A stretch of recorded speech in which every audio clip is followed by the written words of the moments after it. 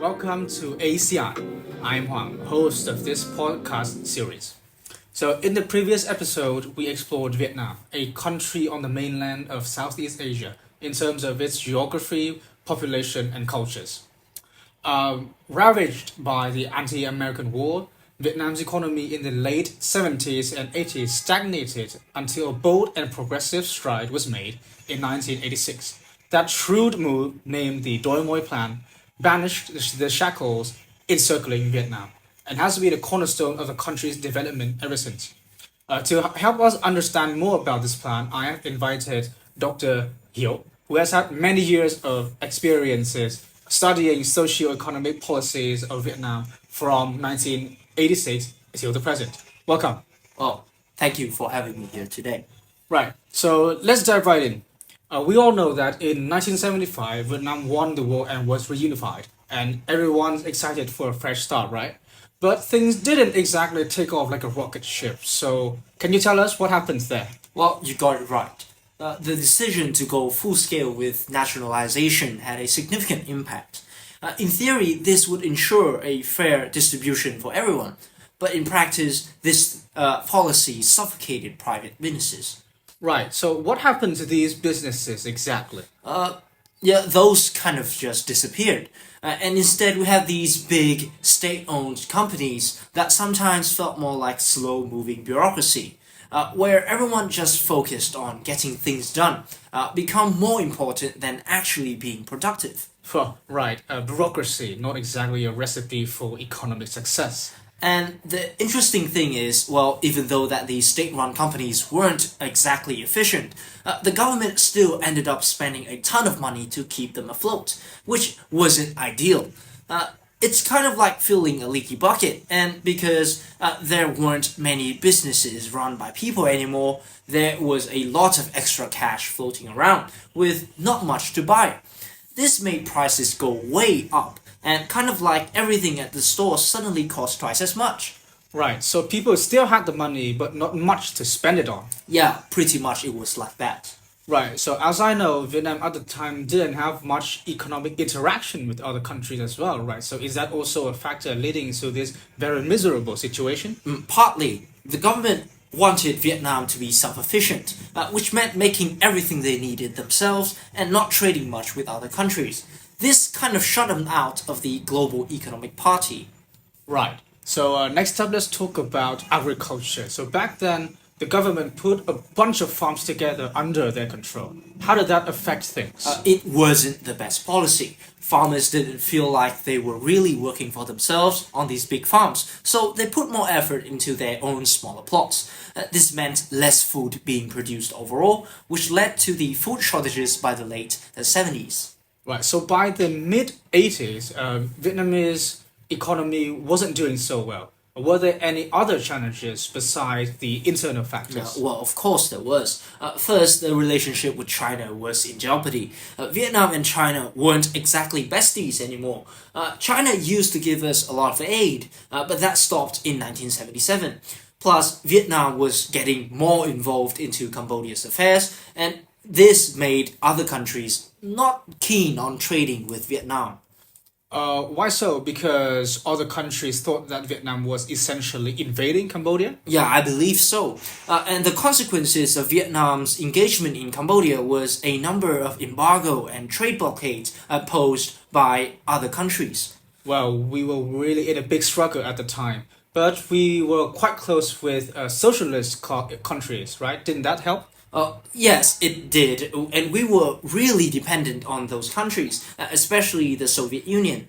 But because we relied too much on socialist countries, it limited our options and made us particularly vulnerable if anything happened to the socialist bloc. Right, sounds like Vietnam was in a very tough spot. Right, so everybody, Dr. Hieu has painted a very clear pictures of the challenges Vietnam faced leading up to Doi Moi Plan. We'll delve into those reforms in detail after the break, so please stay tuned.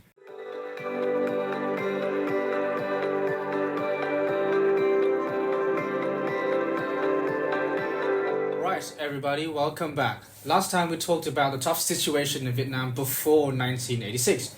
Now let's dive into the Doi Moi reforms and the changes it made to Vietnam's economy. Doctor here, what were some of the key changes behind the plan? Okay, so Doi Moi was all about revamping Vietnam's economy. Remember those giant government farms? The government then gave the land back to individual families, so farmers had a reason to dig in and grow their crops.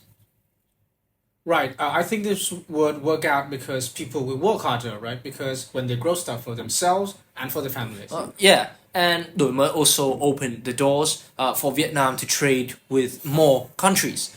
They made it easier to import and export goods, lowered prices on foreign stuff, and even created laws to attract businesses from all over the world to set up shops in Vietnam. Right, so basically Vietnam went from being closed off from the world to saying, hey, come on in, let's do business together. Well, yeah, exactly. This was a game changer because now Vietnamese business could now sell their products all around the globe, and foreign companies brought in new technology and, of course, a lot of cash. Right, and how did all of this openness affect the economy as a Well, whole? boom, the economy took off like a rocket. The number of private businesses had been steadily rising ever since. And by 2016 or 2017, private businesses were responsible for 80% of the economic turnover in Vietnam. Well, that's a massive change, right? And did foreign investment play a big role in this as well? Well, a huge role. After Doi Moi, foreign companies from all over the world started investing in Vietnam, bringing in billions of dollars. Wow, that's amazing. It sounds like Doi Moi was a total win for Vietnam. Well, I wouldn't say a total win. It definitely led to a lot of economic growth, but there were some bumps in the road too. What were some of those bumps, might I ask? Well, I can identify three main challenges in the Doi Moi era. The first I'd like to speak of is macroeconomic stability, and this would factor in things such as high dependency in foreign nations, public debt, and as well as the underperformance of SOEs, which is pressuring public banks. The second challenge is transforming the economic development model of Vietnam, which leads to two obstacles in Vietnam's way, which would be the high skills gap in their labor force as well as the limited focus on SMEs. The third problem, which would be a pretty common problem facing all developing countries, which would be the regional disparities caused by urbanization and migration. Right. So I suppose that we can all learn from this is that although Doi Moi sounds very good on paper, data and numbers can certainly be very misleading. Yeah, that is correct.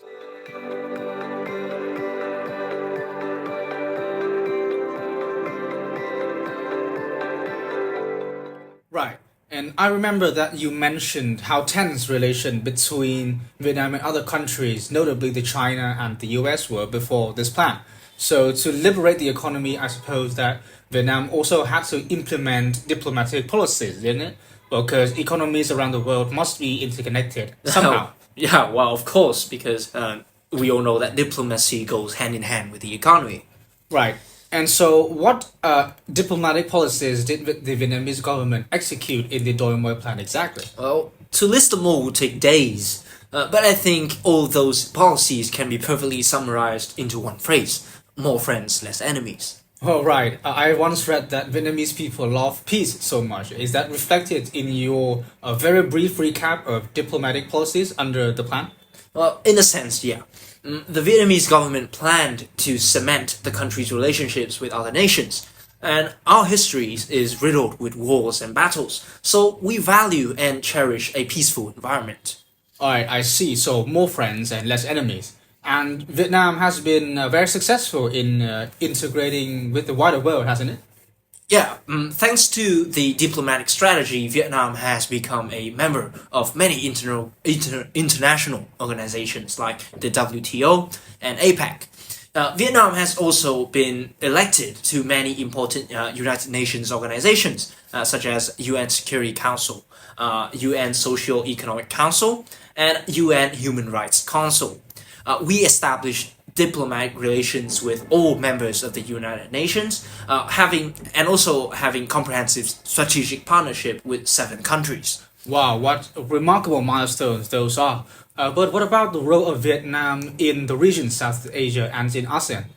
Vietnam joined ASEAN in 1995, 9 years after the Doi Moi Plan was first launched.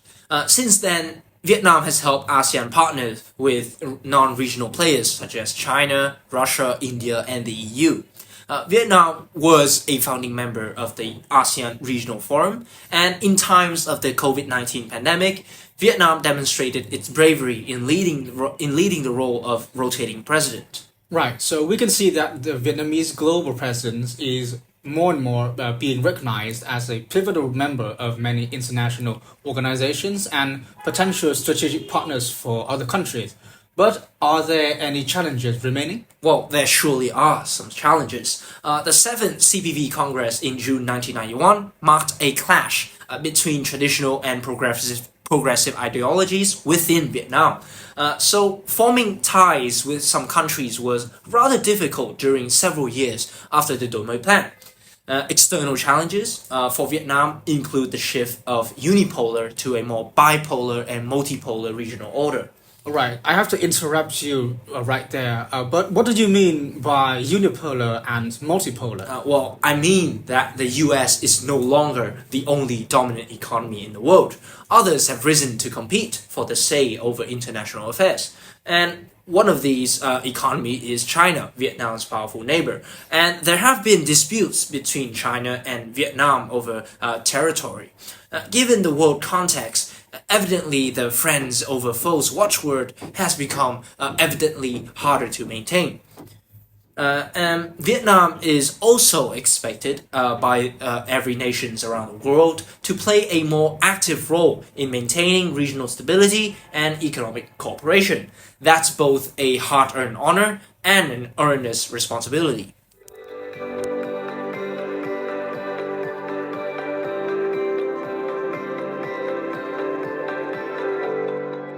Wow, I must say I marvel at how Vietnam can fortify its harmonious relationship with other countries. Anyways, we have been focusing on the interaction of Vietnamese people with the wider world. So let's turn back to Vietnam itself. Within Vietnamese society, has the Doi Moi Plan exerted any significant impact, socially speaking? Economic and diplomatic policies did mold the Vietnamese society. And in general, Vietnamese society has changed for the better thanks to the Doi Moi Plan. Fewer people living in poverty, faster rates of improvement in welfare in the world, income of the bottom 40% increasing year by year ever since 1993 up until 2012, improved living standards, upgraded and newly built facilities, and progress in education and training or healthcare are testaments to the effectiveness of the Doi Moi Plan. Right, I see. I have a story about this as well. My grandmother visited Vietnam in 1984, and after she returned there last year, she brought home feelings of just wow, wow, and things have changed just beyond recognition. What was once immense expanses of unused land in Hanoi has been transformed into rows of terraced houses and high-rise buildings. Transportation has also become more smooth sailing. Right, I certainly can sympathize with her. We've changed a lot. Westernization is another important effect of the Doi Moi Plan. Vietnamese people have enjoyed more exposure to Western ideas of mobility, personal success via films and national media. Vietnam has also developed a diversified young culture. Many more youngsters are seeking to redefine their identity, with some involved in specific subcultures. Right, so can you give me certain examples? Well, hip hoppers, rappers, drag queens, to name but a few. I see. So youngsters feel more freedom now to express themselves. So once again, we gotta come to the not so good part, right? So are there any obstacles regarding this front? Well, definitely. There is inequity in access to education and healthcare. Universalism for education and healthcare was no longer applied, and children from the poor family backgrounds have fewer educational opportunities. So just like any other country, there's a gap between the rich and the poor. And indeed, that disparity is rising. In 2013, one in every million Vietnamese was extremely well-heeled, possessing assets of more than $30 million. More seriously, this huge sum may have been obtained via illegitimate practices. Right, I see. So, thank you very much for your very informative sharing. But a moment before we part. Well, sure, I'm in no hurry.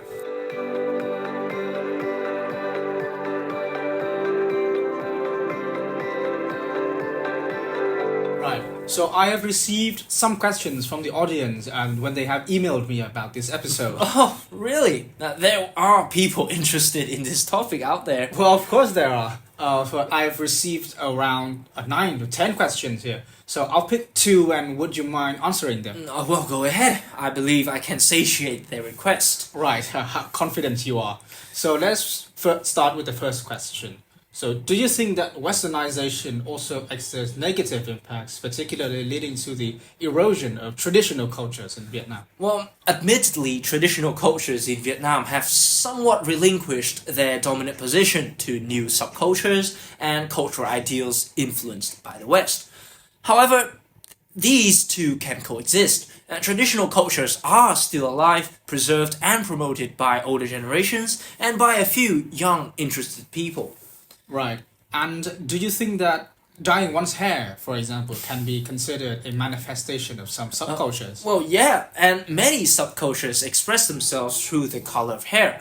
Drag queens, for example, usually dye their thick, dense hair using vibrant colors to create a virtually striking and distinctive look.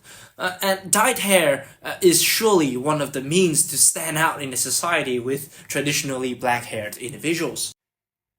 Right. Thank you for your valuable time, Dr. Hill. And to our audience, see you again in the next episode.